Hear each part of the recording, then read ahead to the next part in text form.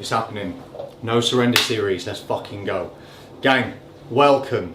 This is going to be the video documentary and series week by week leading up to my win of my classic pro cards.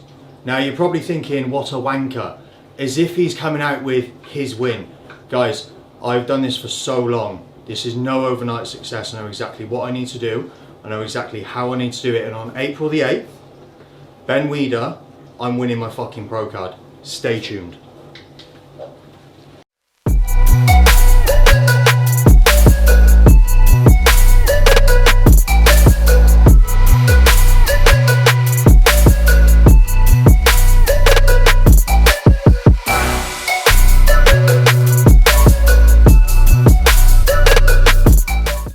Now, I don't want you guys to think that I'm being cocky, of course. It's nothing to do with that. It's really about ensuring that, and where the name No Surrender comes from. Think about Spartan.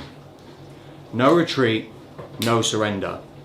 This is still a competition. So if I don't believe that I can turn up to this show and win, I won't. So if I'm not behaving every single day like a champion, I won't become a champion. So every single second of every single day, for the entirety of this prep, and what you will see on a week by week basis, I will be pouring my blood, sweat and tears and soul into every single variable, every single opportunity that I've got to progress and ensure that I turn up on point. Now, let's go through the what would you call it? What do we call it? Let's go through the I don't know what you're trying to say, like. formalities. Let's go through the formalities. Or This we're week, just going to continue talking about manifesting it. I've already manifested it, I'm already winning. The formalities. So I've got to be 89.5 kilos. I've never stood on stage at 89.5 kilos. So there's a couple of guarantees there. I'm going to be fucking conditioned.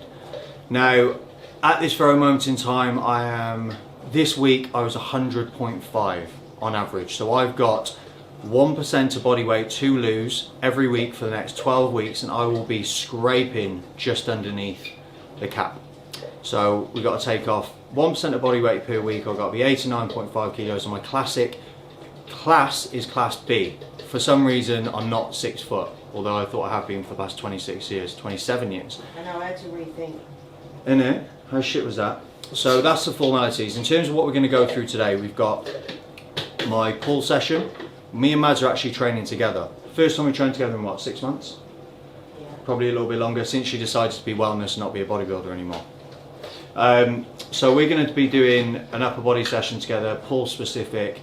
I'm going to show you physique updates. I'm also going to talk to you about the pizza and muffin protocol that I've been running with Cal, who we will show if we can get a wide enough lens. But lots happening in this episode today, lots of information around training specific, how we're managing training through prep, and then what we're going to be doing moving forward, so stay tuned.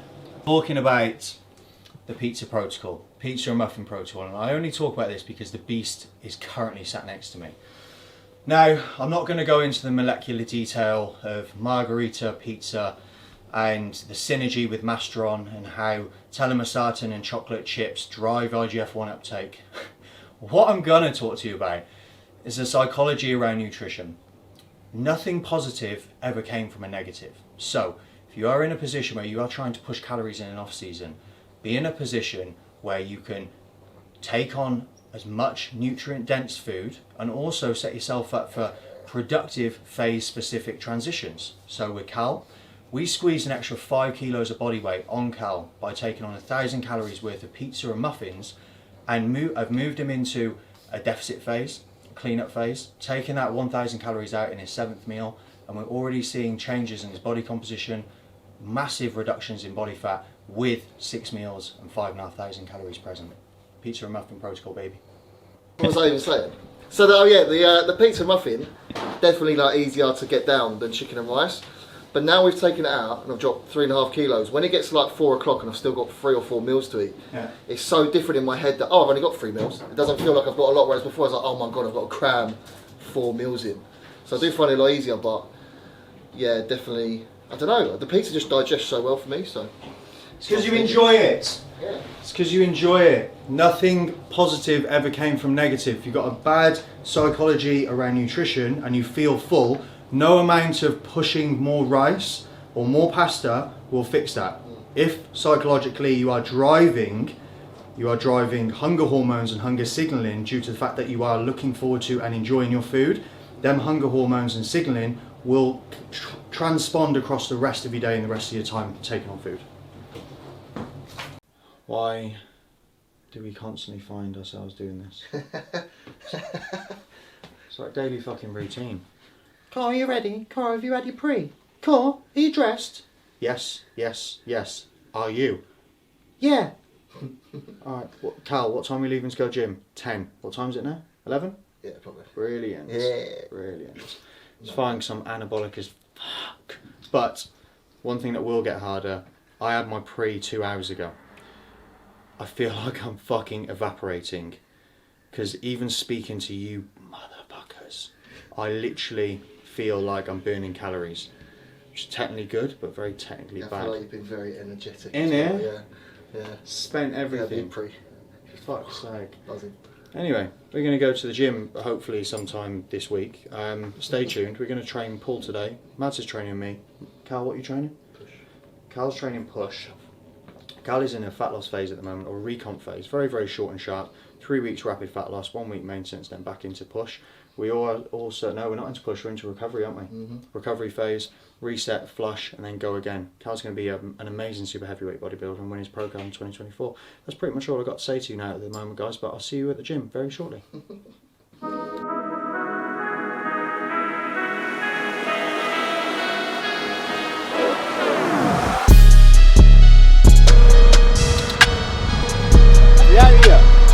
Factory gym, home gym, ready for fucking pull. Let's go. This is Raining. Do it.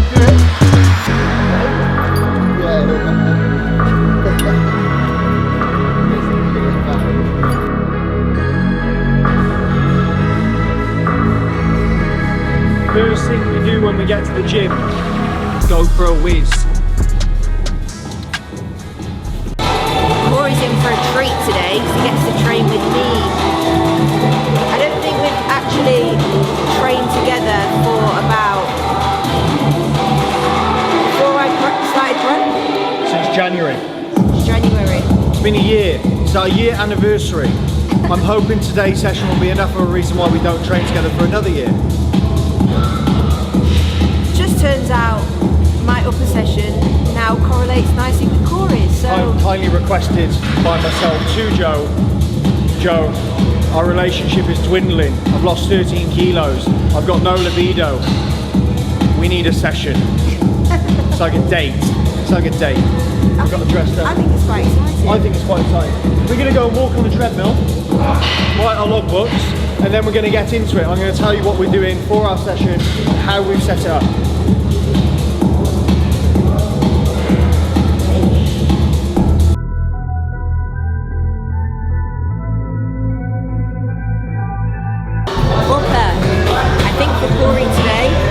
Predominantly a pull session, but for me it's push and pull. So we've got about 3 exercises that I think that we're doing together, but I've got a good mixture. So obviously I am doing wellness, I do not do too much upper body, but I do have 2 sessions a week, and today's a combined upper session. So I've got a little bit of delts, a little bit of back, a little bit of biceps, a little bit of triceps. So I think we've got 3 exercises together, which is all fun.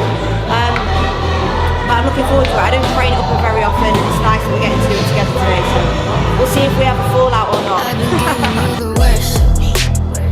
Now you wanna stay tonight. Session structure: 2 pull downs, 3 rows, biceps, triceps, shoulders. Now, specification for me at this very moment in time, even through a prep phase, is super, super important. And talking about volume accumulation, ensuring that, again, we're managing fatigue to make sure that we're as optimal as we possibly can be in fat loss. managing fatigue is your biggest priority during prep, okay? And certainly mine as well. So when we're talking about where we're putting our energy, I don't need any more back. So my back volume is 8 working sets per week. That's it. Because that is where my minimum effective volume and maximal recoverable volume sits. I need to sit near MEV. I need to sit at 8 working sets per week just to ensure that my back doesn't deteriorate, because an untrained muscle is a flaccid, fucking pointless one. But so I drive stimulus enough to be able to maintain maintenance volume, my back, but then focus other volume in areas that I need to focus on. So I've got a lot of cluster volume opportunities in my arms, for example, in my delts. So you're going to see reps match sets, for example, so we can maximize our ability to hit mechanical failure more than once in one working set, which will drive more stimulus and obviously drive change in areas that I need to bring up specifically. So specificity during your workouts and programming periodization blocks needs to still be a priority. And if you're in a position where you can set them markers and you understand what you need in your off season, that transition to prep, same for all of my clients, is very, very easy because everything's already formulated and set out. So it's like, we still stick with our priority, but we may just have to scale down just to maximize your recovery. Nah, I don't like no humble beats. Just go and slice it up. Now it's time to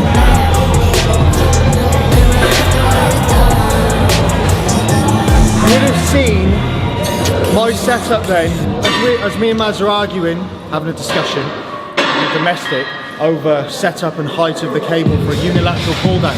Okay. Now, what I want you guys to focus on when you're thinking about the setup specifically from a cable, an extended shoulder only lengthens the lat, it only stretches it, it doesn't drive any more stimulus. So when we're talking about lat specificity and trying to maximize stimulus in that area, what I do to focus on my depth and range for where is a productive pulling motion and line of force is I turn my hand in supinated fashion, and then I simply keep my shoulder compressed down and then raise. That's about as far as I can go before my shoulder starts to extend and lift. So do that again, turn into a supinated position, press your shoulder blade down, and then rise up, up. That's about as far as I can go. So that positioning is where I know that I can engage my lats.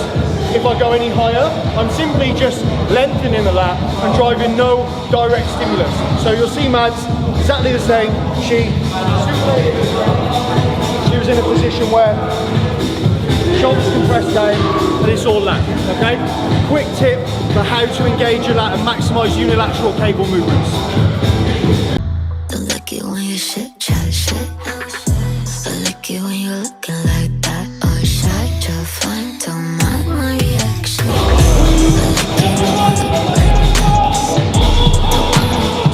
What we need to understand is, this is bodybuilding, not powerlifting. It's about accuracy.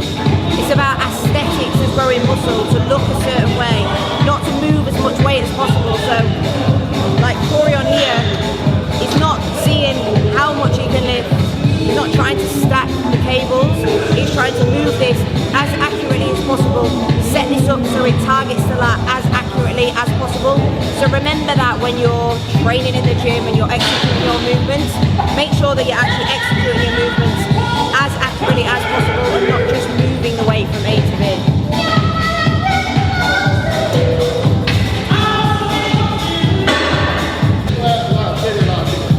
Give it a minute.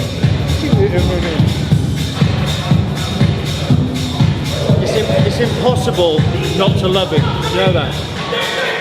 He's like my adopted child. Mine and Mads' adopted love child.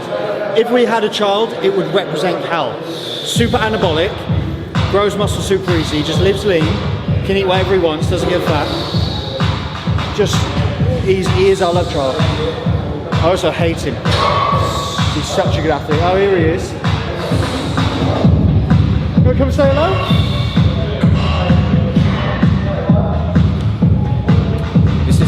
This is a future super heavyweight pro who's just come back from Hong Kong. He had a bit of a situation health-wise as he landed, fucking nightmare. 2 days out from the show, ended up in hospital, so he wasn't able to compete for his pro card. However, I am in the process grabbing hold of him, and we're going to go to Ben Weeder together. We're both going to win our pro card because he is fucking awesome. Let's go and see Cal. I go, pause. No, just bang it.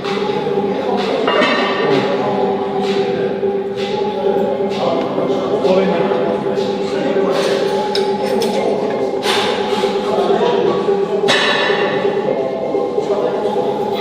Let's go. Yep. Yeah, silly go. 2. Strong. Go. 3. 4. Yep. 5. Nice. Go again. 6. 7. Yep. Go again. Go. Yes. We don't want to give anybody the rep. I wasn't going to give him that. We could have a 7+1, but what would be the fucking point? You can just get 8 next time. It's simple as that. How was that, Carl? 7, yeah, but I'd only done 5 before. Did you do 5? I'd only done 5.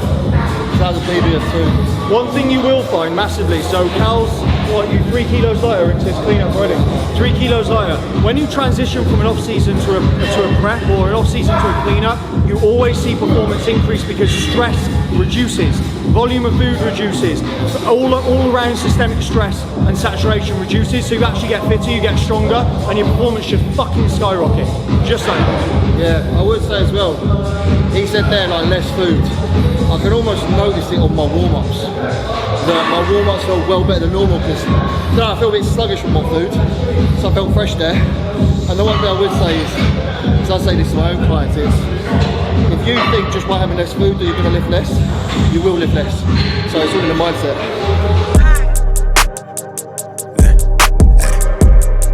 Heads up, nigga. You gonna be alright? I hope that looks does. Look at me soaring now. Giving my soul, I pour it out. Been honest before, what you seeing now? Back when I couldn't afford a house, I used to sleep in the Prius, no heater on site at my campus. Dropped out for a job, I just couldn't manage. Was racking up debt, made it hard to see family. I ran out of panic, I started to grind at the studio. Don't tell my girl I was homeless. Was wasting the time that we could've spent. Too focused, not folding, I'm used to this. I'm not complaining, but shit to get hard and I know what my worth is. I waited my turn, look at me flourish. I want them to know what they're seeing right now is me beating my curses. I only got one life to live. You'll notice I was angled off the machine. Reason for that is I'm trying to row horizontally across my body. I'm still trying to focus on the lat stimulus specifically, but just by angling off ever so slightly from some of the biomechanics educators in the industry at the moment talking about horizontally pulling across the body and the benefit that has on stimulating the lat, that improvement and adjustment fucking levels the movement up so much. So make sure, guys, when we're talking and thinking about your training, thinking about, yes, okay, if it's working, that's great, but also stay open-minded to ways that you can improve what you're doing. There's always ways to improve. This is why it's good to train with Corey, because he lifts the weight for exaggeration. I just look at it as extra expenditure. Trying to keep my headspace clear. Been off the meds for the feels. Trying to run it up while I'm here. Really, I am what I is. I went and became who they fear. She want me to be someone different. All of this ice in my veins. Lately, it feel like my mind is out of their range. I'm healing to funnel the pain. Let me stop for a minute to see all the shit that we never did think we would see. We was just kids in the cul-de-sac. Badass in the class with a giant heart. The memory caught in a photograph. I used to sit on the roof with my daddy, then listen to trains go by. Then later he told me he used to do things to numb out the feel of his brain on fire. Yeah. I'm not really sure what to say, cause the last time I seen him. So, currently performing reps matched, okay? So the idea of reps matched is to cluster as much volume as possible. If you think in one top set, one top working set, you hit mechanical failure once. On a reps match set, I got 15 reps there. My last previous set, I got 15 reps and I got 5, 5 and 5 to make up that reps that I got on my first set. So reps match the reps that you got in your first working set. I hit mechanical failure 4 times opposed to 1.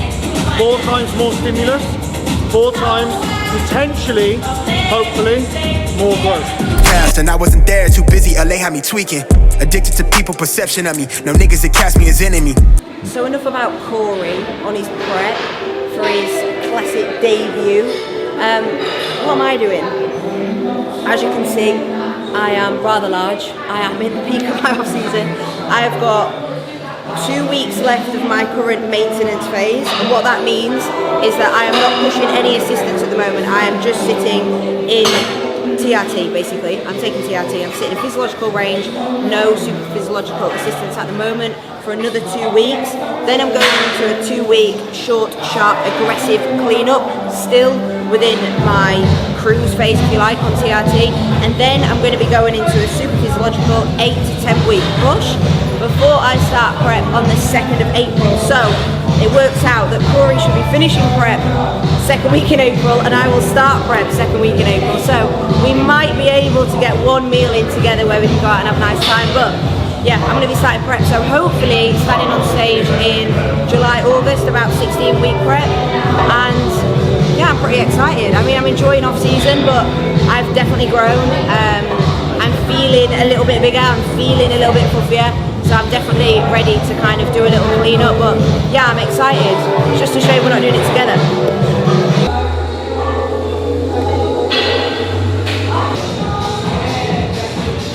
Setup. Katana extensions.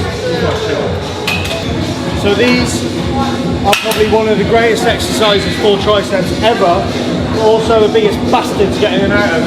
This is how we do it.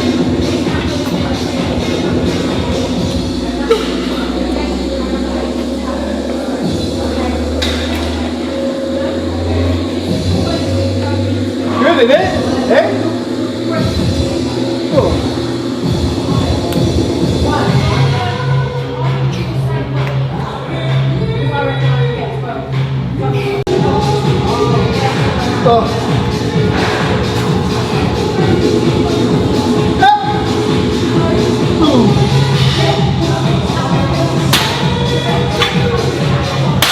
That was smooth, wasn't it?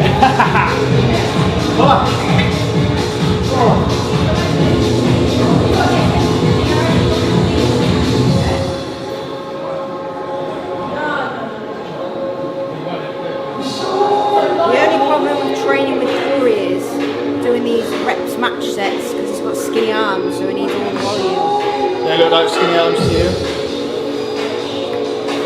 It takes ages. They end up waiting for ages. You should remind yourself how lucky you are.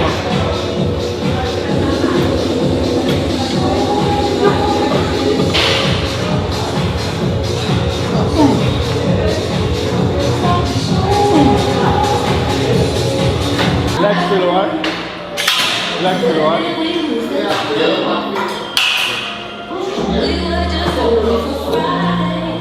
With the lump, he's recently pretty much detached his adductor under, what leg press is it? 600 kilos.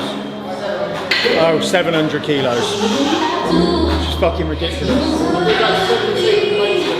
700 kilos. So that obviously brought about new challenges to me. He loves to keep me on my toes, keep my expenditure high. So it's like, cool, I just leg press 700 kilos, but I tore my adductor off in the meantime. It's like, brilliant, fantastic.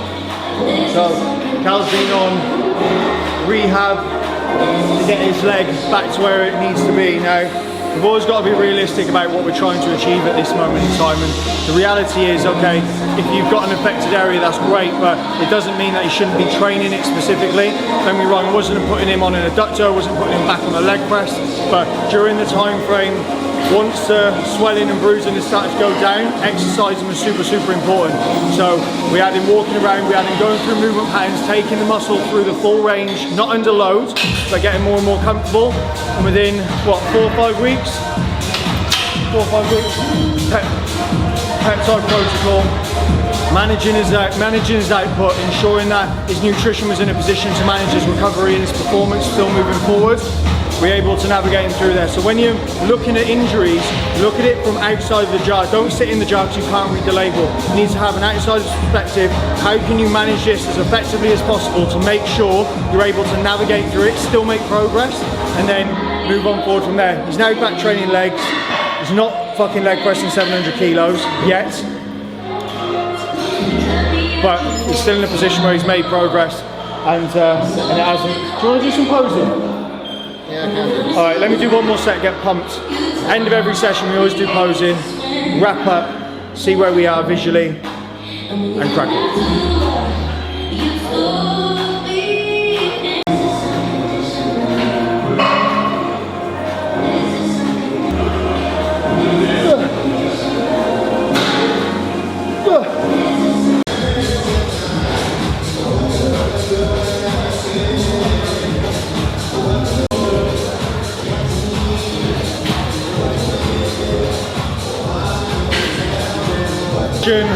Done.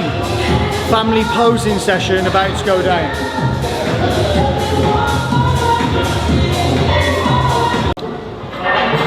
Kit off. The lump. Where's he gone? Helen? Helen? Come on. So we're going to have a look at what Cal looks like. Peak off season. He's a little bit lighter now. 25 kilos up from stage.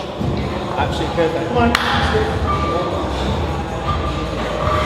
He acts shy, but he loves it. Is that what, you want me to take the top off? Oh no, I couldn't possibly do that. Alright, considering he's only got one adductor.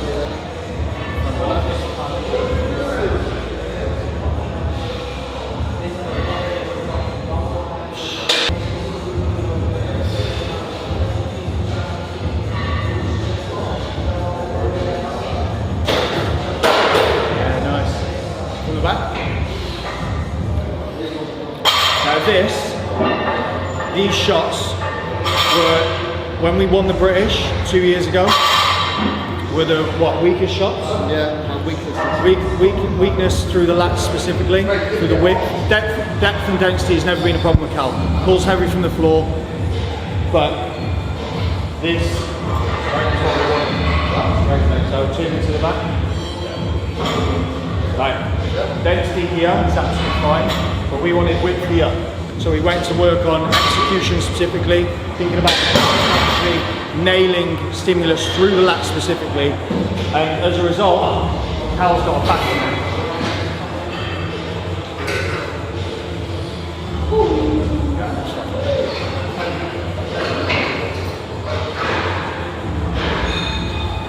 I'm going to go through some legs to show you guys where I am. 10 kilos to go.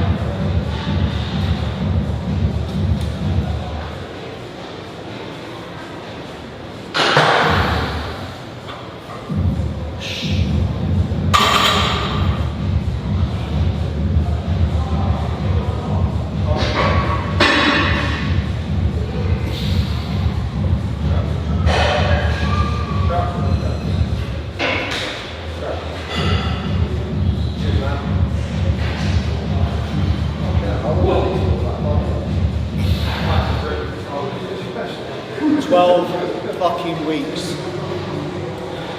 1 kilo a week, 1% of body weight. That's all it is. You nail everything. Ben Weeder. What's going on? We are done, and our first session together in about a year completed. Are we at 4 hours? No. Do you want to do it again? No. It's amazing.